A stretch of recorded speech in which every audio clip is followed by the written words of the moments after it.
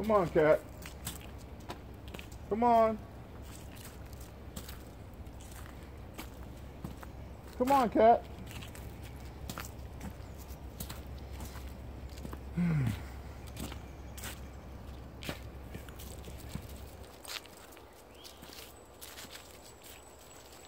No.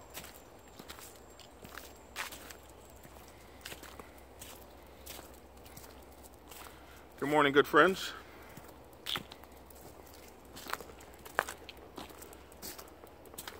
Hope everyone's doing well.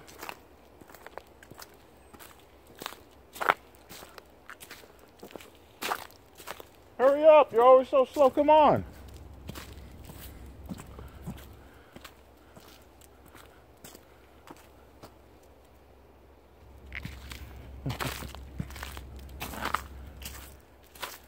Good morning, everyone. So, Snowcropolis is kind of dwindling. Shut the city down for 3 days, and it was a you know, a thing we went through. It was a phase. City shut down for 3 days, and I didn't leave the house. My boy, strictly business. One of the brothers in my motorcycle club, he lost power for 3 days. Oh, you want to go in here? Really? Okay. He lost power for 3 days. And no power. And he finally got power back last night. So he lost power the whole weekend. I hate losing power for like a weekend like that. Like triple quadrifragilistic sespialidocious sucks. But it was what it was, and he eventually got his power back late last night. So that was what's going on in my neck of the woods. And other than that, everything's been cool. So I want to tell you about a few things, and I'll get on to my subject matter pretty quickly today. One is you got to definitely understand where we're going with the page when it comes to cursing and fighting. We got a lot of people that want to fight back and forth online, and we're going to start going through and deleting all that out of the comments. We've got youngins like Lloyd and Jimmy looking at us, and so we're going to have to perform much better here. So if you want to fight and fist fight and cuss and all that kind of stuff, it's just not going to be going on this channel. So all the curse words, or most of them, are coming down, and I guess I have to take that one of me really cussing bad down. I kind of want to leave that up so people will know what limits not to go by, but we're going to have to go from the top down, and everybody's got to do better. So supporting this channel, to support the channel, you can go to the Patreon account, Black Dragon NP on Patreon, and Patreon is where you can donate like $2 a month or something like that. Every penny counts, and every month your $2 will go to the channel, or $5, $4, whatever the case may be, and this will help me get the equipment to better the channel. You can also hit there's a button on there, and it's an S. You see that S right there? Stands for Super Chat. You can hit that Super Chat button and send a couple bucks if you feel like it. That'll help the channel. Those sorts of things help me to get the equipment I want to get. Now, what else? If you want to reach me and reach out to me on Facebook and be a Facebook friend, I can't really accept any more friends. I'm almost out of them. So what I've done is I'm transferring everybody to the Facebook page, Black Dragon. I think it's Biker Prez. You will be able to go up to the About section of my page. And when you go to the About section, just click, and there's all the links to all my social media. Black Dragon on my Facebook, which I think is Black Dragon Biker Prez. You can go to Teach MC Protocol page, and that's where you can read the articles. I've got now 3 writers working on that page.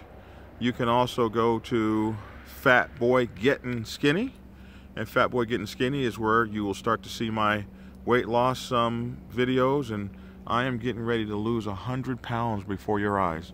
And then you can also go to my Twitter, my Instagram, my Snapchat, my Marco Polo, all those things, and pretty soon my Vines will be up. So those are all the places you can go to check me out. I'm 54 years old with a Vines. Wow. So my latest articles are up there in the about, and then about an hour after I do these videos, the information populates, so you can look at it in the description of the video or in the about section up there. And also, if you like the videos, please share them, become a subscriber, and like them. The likes help the channel, the shares help the channel, all that stuff helps the channel, and helps me to get more resources to make the channel better. All right, those are the housekeeping things. My book, Prospects Bible, is doing amazing. Thank you so much. I think this last month was the best month I've ever done, and this month is shaping up to be better. So I'm very thankful for that. I don't see your comments if you're talking to me, so somebody who knows me needs to call me. And then it makes the phone jack over, and then I can see the stuff you're sending me. I can't see it right now, which really sucks. That's why I need my Hero GoPro 5. I'm working on that for 2018. The other books are Sergeant at Arms Bible and Prospects Bible for Women's Motorcycle Clubs, and the Public Relations Officers Bible. So those are all good books for you guys. And by next year, I will have all of them out. All of the books for all the major offices for the motorcycle club. So, my question for today was, Dear Black Dragon, I can't seem to get my brothers out to ride. It's a hassle and a pain.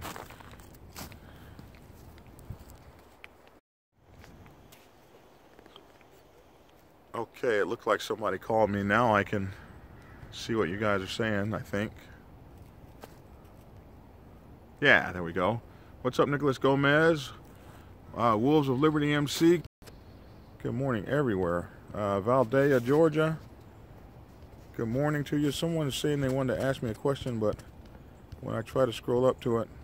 If you had a question for me, Brothers HIMC support, checking in. Good to talk to you guys. Covington, Kentucky. What's up to you? Someone has a question for me. Yes, you can ask me the question. We're going to have a nice walk. Warm regards. Somebody just checked in and checked out. Okay, so you guys can start sending me questions now so I can see them and be caught up with you. So, Black Dragon, I'm having such a hard time. Neura CTC, Durham, North Carolina, first time checking in. Good to see you, my friend. Good morning from the UK. Portsmouth. I've been to Portsmouth, man, when I was in the Navy. Man, a fun town. Well, them Brits will drink your ass under the table. Thanks for the call the other night. It was very informative. You're very welcome. Pennsylvania in the house. Good morning, good morning, good morning. Good morning, Groton, Connecticut. Morning, Groton, we used to call it when I was stationed there. Boy, it was cold. Man, how much snow do you guys have? It must be like 20 feet deep. So, Black Dragon, can't get my brothers to ride. They think MC means car club.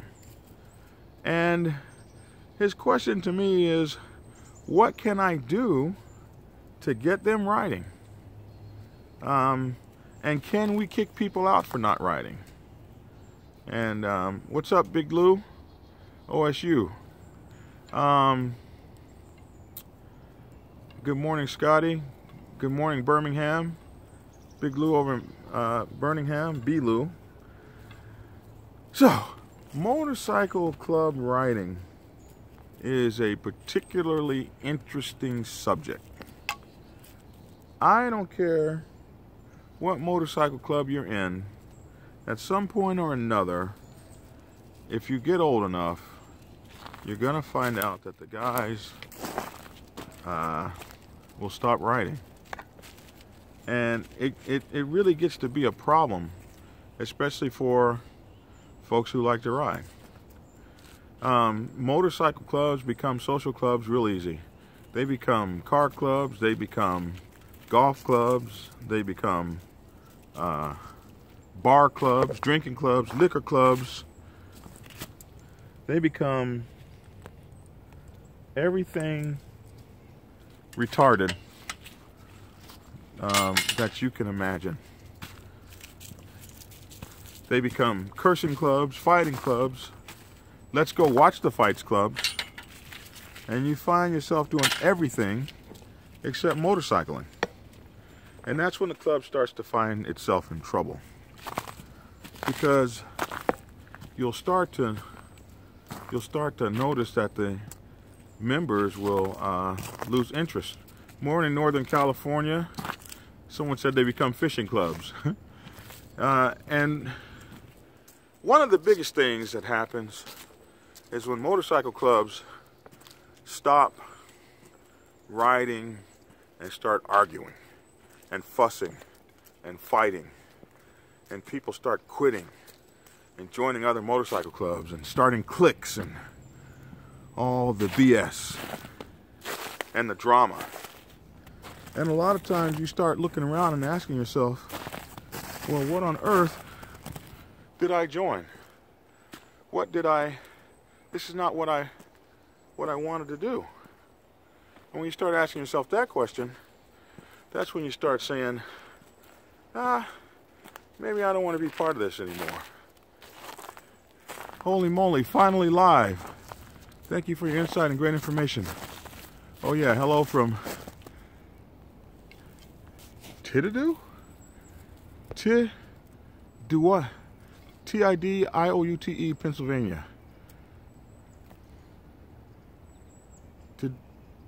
Tidioute,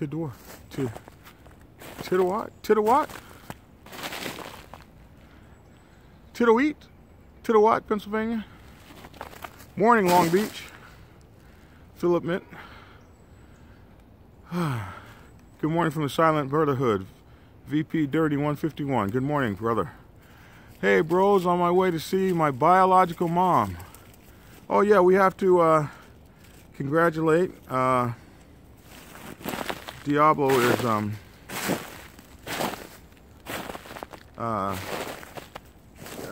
has found his biological parents, so he's on his way to see them. And I know what that feels like. I just met my brother John Pierre for the first time. A couple months ago, I put it up here on the YouTube channel. And my brother David I met 2 years ago. And they're all fine men, and I hope that you'll find that your family is full of fine people as well. So, when you find that you're fighting and arguing and fussing the most, it's when you'll find that that's when the motorcycle club becomes the weakest. It gets to a point of calamity where it's about to shut down.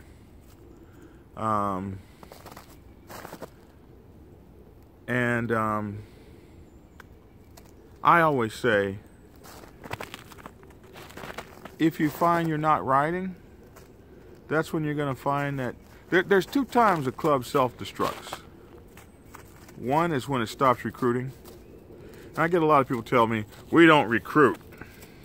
We don't recruit. The Black Sabbath was the baddest club in San Diego up until it stopped recruiting. I can remember in those days, they would tell people who were interested, we don't need you.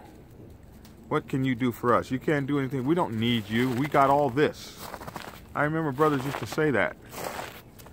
And those guys that they would tell we don't need are now presidents of rival motorcycle clubs, and the Black Sabbath started dying. So you stop dying when you stop recruiting. And I don't mean by recruiting, you got to go out and ask somebody to be in your club. But you have to have a valid program that brings new people in, whatever it is. It's got to successfully bring people in. And then the other thing you got to be able to do is you got to do the things that you say you love to do. And if that thing is riding, and you stop riding, then your motorcycle club is going to set in on itself. Good morning, Canada. Y'all got more snow than us right now. Yeah, this snow's on its way out of here, man, I hope. So, the question is, what are you going to do about it? If a black person wants to open up an MC, and the dominant MC in their area is a 1%er like Hell's Angels, the black guys would need a blessing from them and not the black MC is the question. So the answer to that is, in some areas, white dominant motorcycle clubs and black dominant motorcycle clubs have split up the policing of the region by race. So you could be in an area where you have a white dominant like the 81, and when you go to get your blessing or whatever, they will refer you to the proper place you should go, the COC or the black dominant or whatever they may have set up. In other places, it's not divided by race. The dominant club will run it, whatever the dominant club is. White, black, purple, brown, whatever the case may be. So when you go to get your blessing and you approach them, they will let you know if you're at the right place or not. So if they've handed that off to the black clubs, then they'll tell you, oh, you need to go and call such and such. Those are the folks that handle you. So that's typically how that goes. This guy says, even my car club, I got to recruit good people, people that want to help the community. If that's what your car club does. Good morning, Romania. So, two things. One is when you stop recruiting, the other is when you stop riding. And when you stop riding, typically all the other BS starts happening. So if you find that you're sitting in your club and you guys are arguing and fussing and fighting more than you're doing anything else, when clubs come to me and tell me we've got these problems and the president wants to be president for life, and they start listing out all the problems to me, one of the first questions I ask is, when was the last time you went on a ride? And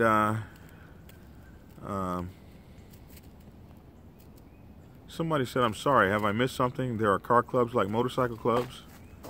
Yeah, you have missed something. There are car clubs out there, and I'll be damned if they don't operate very similar. They've got road captains and everything. Vests, cuts, if you will. They ain't messing around, and more and more and more, they're getting their act together in terms of foundation and protocol.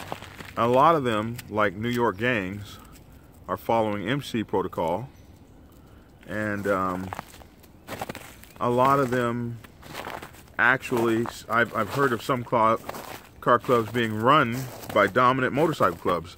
When they bring their car club to the area, start walking around in cuts, dominant MCs will break down on them and say, hey buddy, you need a blessing. I've heard of that. That's not unheard of. And some car clubs have motorcycles in them. I've seen motorcycle / car clubs. But you know, I talk about traditional motorcycle clubs, so I never do really address that sort of thing, as it's not a motorcycle club.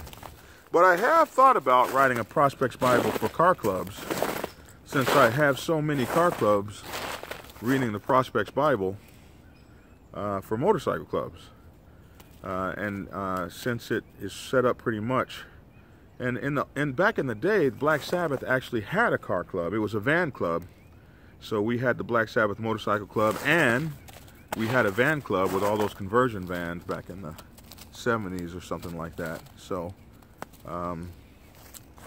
And a lot of big motorcycle clubs started as car clubs. Some cats are just fascinated with wearing an MC vest, but don't actually want to ride as an MC is supposed to do. Well, I do remember saying something like that to a car guy once before in a car club, and he assured me that his dedication to his brothers was probably as great or greater than my own. And he said something that I'll never forget. I said something stupid, well, like, what kind of cars do you guys have? And he said, it's not the machine, baby, it's the brotherhood. And boy, that kind of slapped me back, because in the Black Sabbath, you can have any style motorcycle as long as it's bigger than a 650, a 750 cruiser, or a 600 sport bike. So we got to that point a long time ago, decades ago, back in the 70s, where we decided that you weren't going to have to just have a Harley to join us. Now, those folks that have seen our videos know that most of my folks have Harleys, but most Black Sabbath have 2 or 3 motorcycles, and most Black Sabbath come from racing backgrounds. So I kind of like that idea. It's not the vehicle, it's the brotherhood, which meant that they had a really cool ability to band together, and there's nothing wrong with having a band of brothers. If you don't ride, you're in a social club. Yeah, that's right. If you don't ride, you are in a social club. And there are people that don't ride and they're in social clubs. So one of the first things I do is I ask someone when they're having all their troubles with their clubs and they call me and they ask for help. I say, well, when was the last time you rode somewhere? And the answer is typically, it's been a long time. It's been like almost forever. So, then I have to ask, well, why haven't you ridden? And most people don't even have an answer. They stare at me blankly when I say, when was the last time you rode somewhere? And why haven't you ridden somewhere? So, someone said it's not the machine, it's the brotherhood, words of wisdom. I thought they were when I heard them. So, in the Black Sabbath, it's really funny, and I often refer to my motorcycle club because that's where my experience is from. These are my experiences. I'm not like speaking for the club. This is just my personal experiences and the things that I've done and seen since I was a very young man. And in the beginning, they weren't really hardcore riders like that. Like today, everyone knows we ride across the country in the snow, and we have the Cold Ash Run in February. We have the Gates of Hell Run in August. We have the, so that's the Snow Bear Disciples Run in February.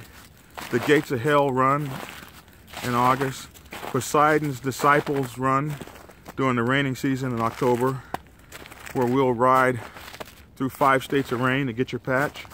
So I'm going to bring up something that we did to get people to ride. And that was, what I did was I created competition amongst the club. If you don't have a club that rides, you can make a club ride just by challenging men and their egos.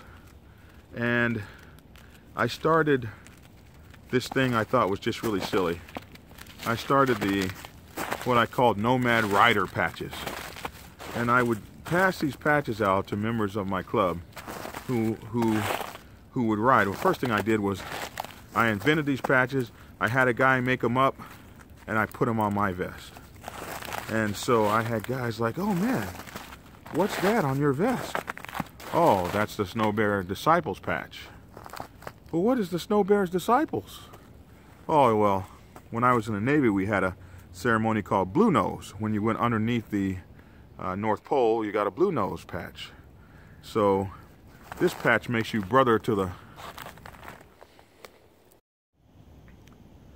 So someone asked me, well, what's the Blue Nose What's the blue nose patch? This patch makes you brother to the walrus, brother to the denizens. I don't think I can make it down that. I'm just saying. Some idiot keeps calling me back to back. Sorry about that. Mandatory number of miles. Okay, we're going to get to that too. So I created these patches, and these patches, everybody wanted one. Where are you going? Come on. Really? This animal. And everybody created these patches. So I created these patches and everybody wanted one. So by rolling out and creating a condition of competition between the brothers, we were able to start the folks to riding, and everybody wanted to do it.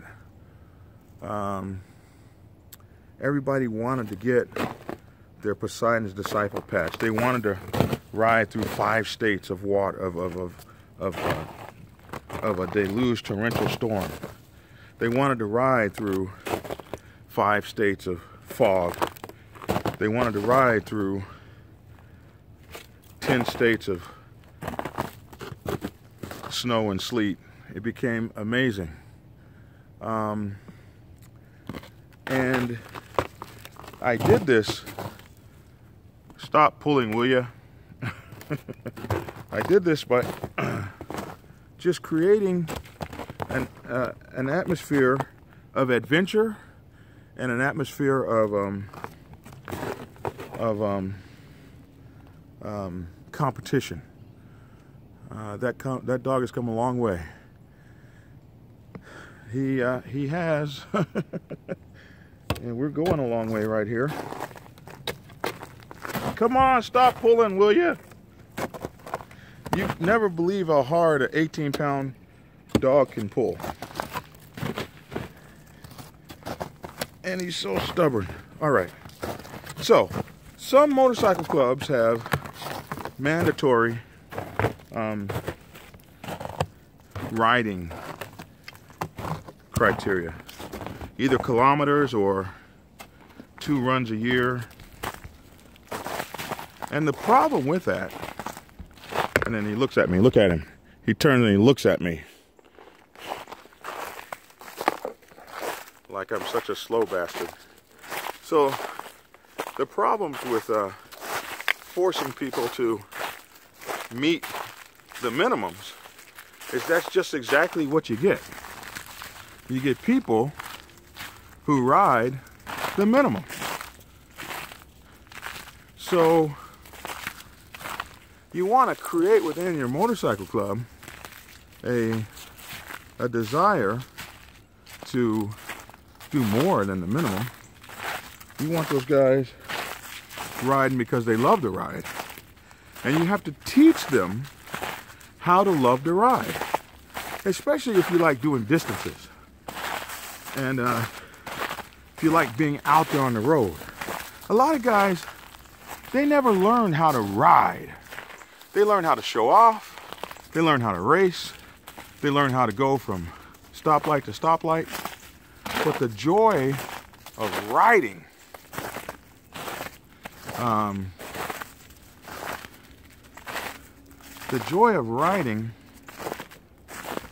we're going across the drawbridge. Really? How do you know the snow is not too heavy and it's not going to break? Okay, I'm coming. I just hope it doesn't break.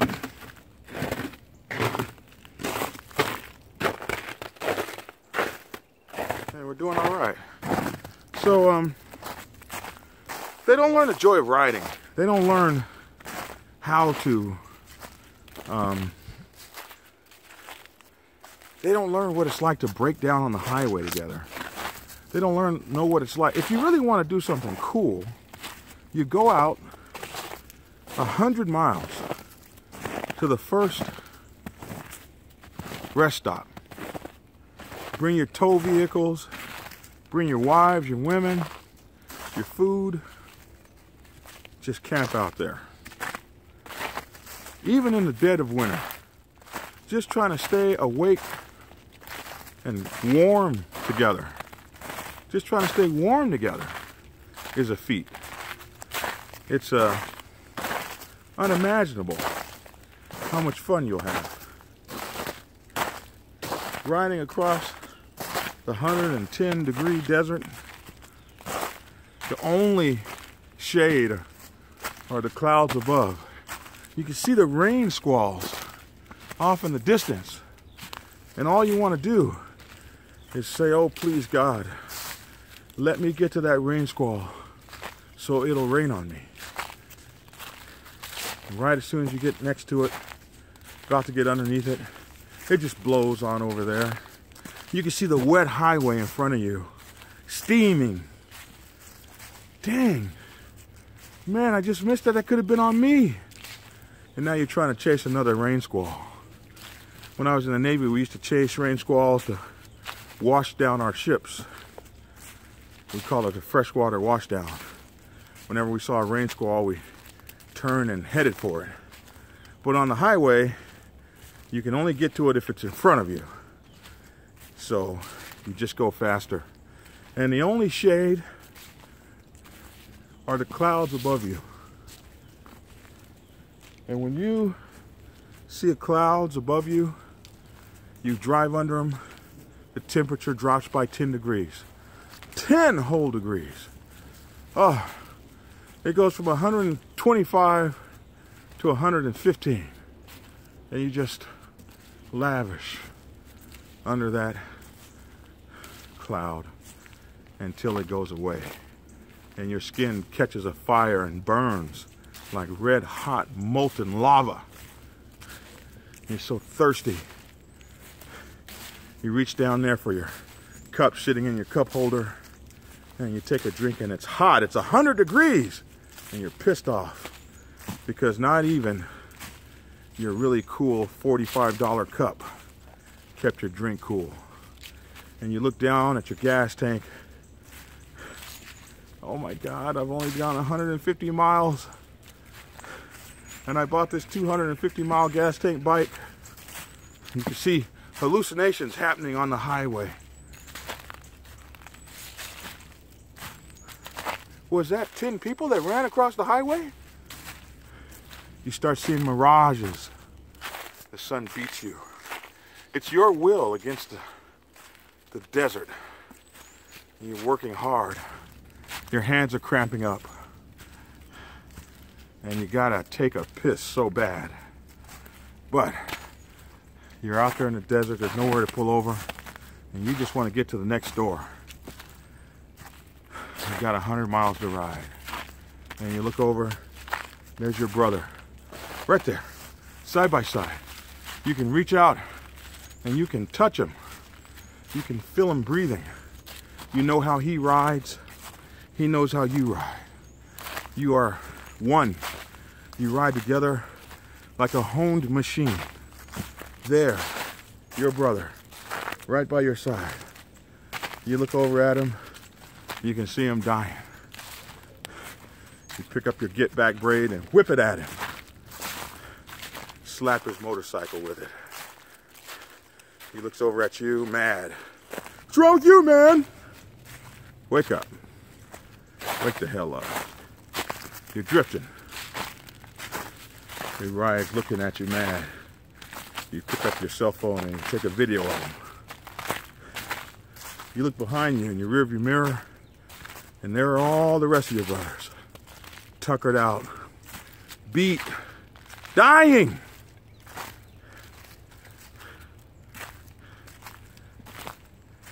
But no one will dare be the one to say, I can't go any further. Oh, hell no.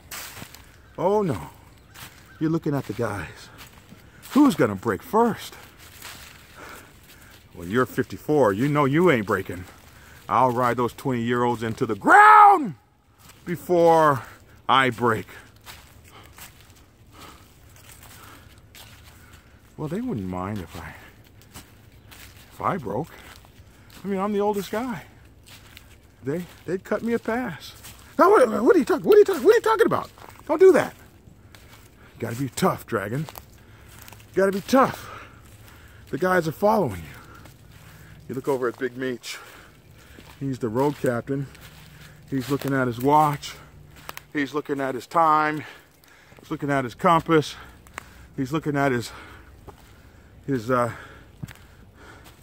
you know, that thing that tells you how far to go. What is it? The electronic system that tells you how many miles. And Big Meech is an over-the-road truck driver. So he's used to putting 16 hours in the seat. And he's looking at you, and you're looking at him. And you realize, I'm so hot, I'm about to blow up like a grape. I'm about to burst at the seams. But I'm with my brothers. I love this stuff. I don't know why I love it so much. But I love it. Hands are cramping. Ass hurts, back hurts. Feet hurt. Sweating. Dripping. Underarms sweating. Gloves sweating. Sticky. Dirt. Ow! How the hell did a bug get over my windshield? You're kidding me. It flew over my windshield and between my eyes, right between my glasses. No protection saved me. Right here it hit me. I got a windshield, goggles, glasses, and it still got by. The bug tried to kill me. But it's okay. It's okay. It just hurt a little bit. Only barely almost knocked me out. But I'm still making it. You see that sign? Last gas for 150 miles. Keep on rolling by here if you will, fool. You look over at the road captain. He's not even looking at it. You honk, beep, beep. Hey, man. He waves you off. I'm doing this. Let me do this. It's my job. You don't know that he knows of yet another gas station a little bit further on that's not on the map. He knows how much gas everyone has, how far their bikes can go, and when each person has to stop. He knows the riding ability of every person in the pack. He knows the shape of their bike. He knows the bikes that overheat. He knows the bikes that don't. He knows everything, because that's his job. And you're looking at him, and he berates you with an evil look. You look down and continue to ride forward. Then the road captain whisks his hand up in the air and signals, preparatory command, we're about to do something. Everybody's hand in the pack goes up. He indicates a right-hand turn. Everybody in the pack indicates a right-hand turn. And off the highway you go. And you're smiling. And you're happy. Because you are about to die. And you're going to fill up with gas. And you're only going to get 7 minutes. Good morning. You're going to fill up with gas. And you're only going to get 7 minutes. 7 to 10 minutes at that pump. And that's your only break. Because you're doing 1,000 miles today, baby. And the road captain said so. And I promise you what you don't have time for. You don't have time to argue, although you will get mad at each other. You will get testy with each other. You'll cuss each other out. You'll say mean things to one another. You'll go several hundred miles and not talk to that guy because he played a trick on you in the restaurant. Simon Maxwell says 240 miles on one tank on his bike. Now you got one of them nice 6-gallon tanks, baby. And so that's what it's like. That's what it's like. And then, yeah, we stay in hotels, but we stay in dives. I mean, dives! They're so bad. They're so cheap. $30 a night. Have you ever stayed in a $25 or $30 a night hotel? There's nothing but women of the night in the next room. You can see the roaches crawl across the ceiling. The bathtub is so filthy, you feel like you'll be dirtier getting in it than you will not taking a bath at all. You don't even want to take your clothes off to sleep on the bed. But they're cheap, because when you get where you're going, then you'll get a nice hotel. So you stay in the dirty, flea-ridden, bed bug, maggot-encrusted, dirty hotel. And then one night you decide, on this night we're sleeping out. So you pull over in the middle of the desert, off the highway.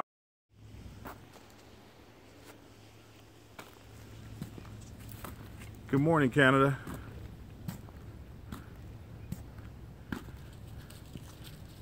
Good morning, Canada. Sorry about that. Someone called me, threw me off.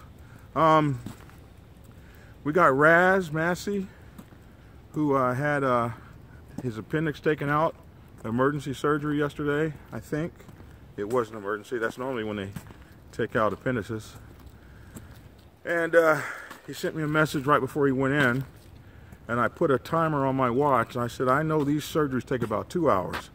And 2 hours later, I was on his Facebook saying, where the hell are you? And I'll be darned if he wasn't just being wheeled into his room.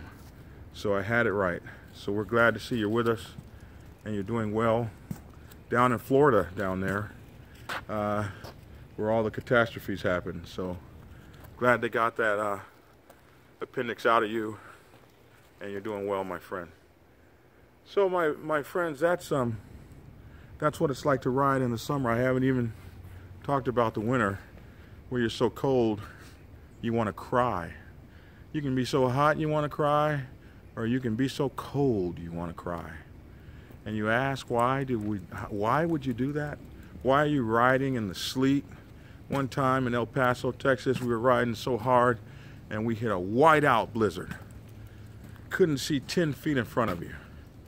We knew we had to keep the motorcycles rolling though, because it wasn't sticking on the ground yet, and we couldn't wait. We was blowing through that thing at 95 miles an hour, and you couldn't even see your hand in front of you. Just rolling, baby.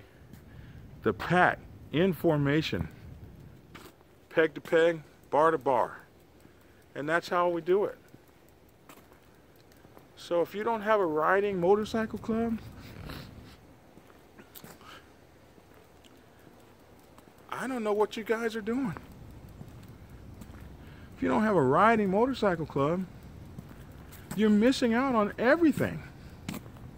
And not every motorcycle club has to ride state to state like we do. But at least ride up to the mountains, or over to the canyon, or to the nearest thing where you can get away and hang out with your bros, cuss at each other, throw knives, horseshoes, arm wrestle, slap box, MMA these days, stick fight. Get out there and do your man thing, baby. Bond.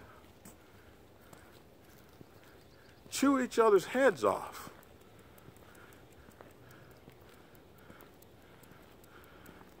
I get a kick out of the clubs that trailer where they want to go and then ride. So, you know, I don't talk negatively about anybody's club, but I am totally amazed when I see an 18-wheeler roll by with 100 bikes on it.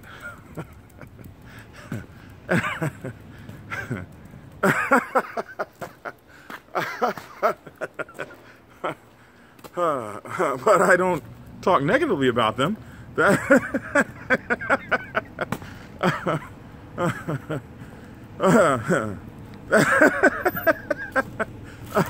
I don't talk negatively about them. I just think that's crazy. Who does that? But I've seen it. Daytona Beach is 4 hours away from Atlanta, and I've seen trailers of motorcycle clubs, 18-wheelers.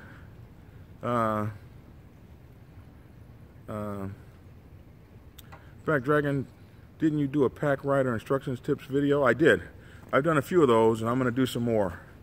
But listen, pack riding is not for everybody.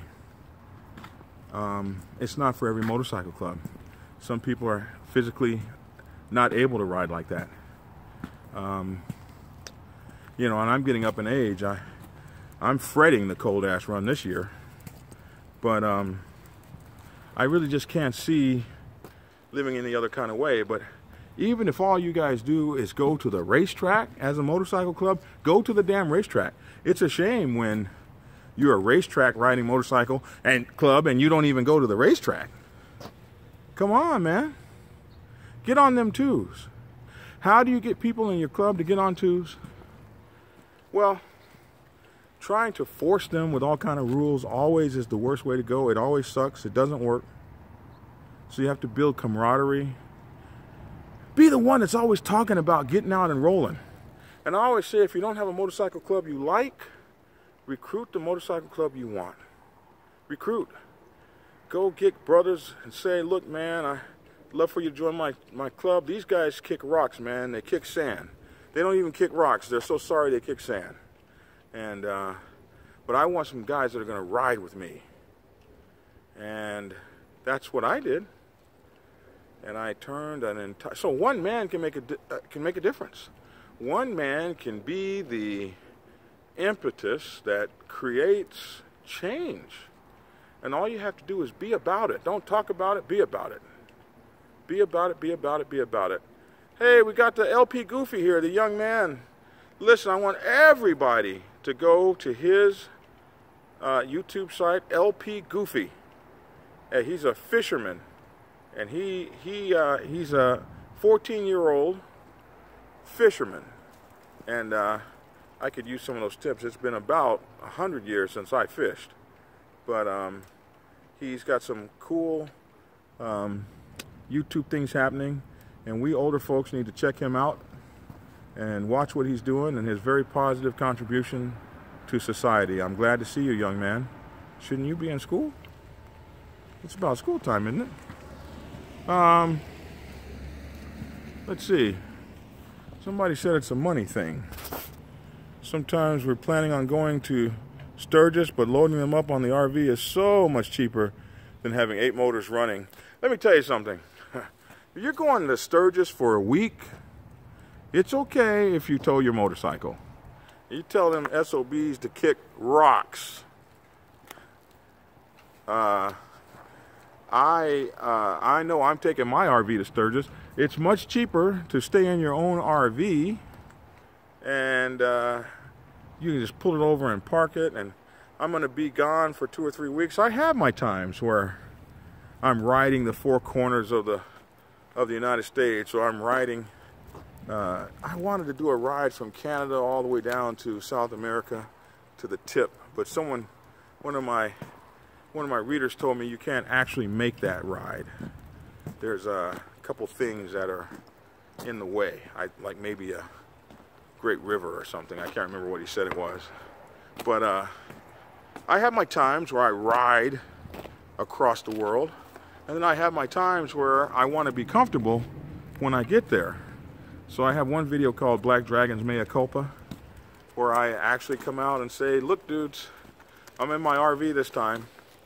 And I don't mind being in it. That's why I bought it, to enjoy it and play in it. And that's when you want to take your wave runner and stuff with you, so you can, you know, do all your toy stuff. Man, we gotta have toy. You know, we need some stuff. We need some stuff to be happy. Let's see. Some clubs go to the bar and then ride home. So bar hopping clubs, those are the guys that want to look pretty, they want to be cool, they want to pull the chicks. I had my time at that, still pretty good at it, But I've gotten to the point that I enjoy my brotherhood now. I enjoy being with my extended motorcycle club family, the brothers of the Black Sabbath Nation, the sisters of the cross, the goddesses in our social clubs. We have like 10 or 15 social clubs, something like that.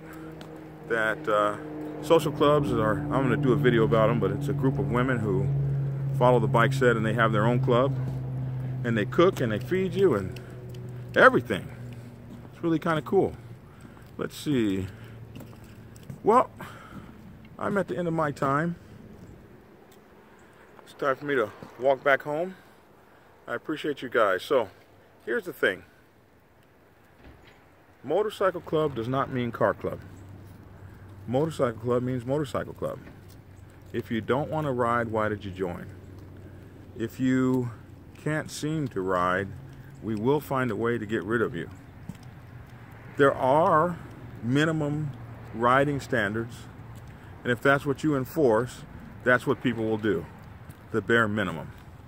You have to create in your motorcycle club a love around riding, and as the presidents and road captains and sergeant-at-arms and executive committees, it's up to you to plan events around riding instead of always planning events around partying. There are a lot of clubs who believe that showing support to the motorcycle set is all about showing up at somebody's party. And every weekend they got you in party after party after party after party to show this thing called support. But if you'll remember, whenever you get into an airplane and they have that little talk to you and they say, hey mom, if these things fall out of the sky, put yours on first. Because you can't save everybody if you haven't first saved yourself. So you want to support motorcycle clubs all over the place, but your own motorcycle club is falling apart. So you can't support motorcycle clubs until you breathe a life back into your motorcycle club. You guys take care.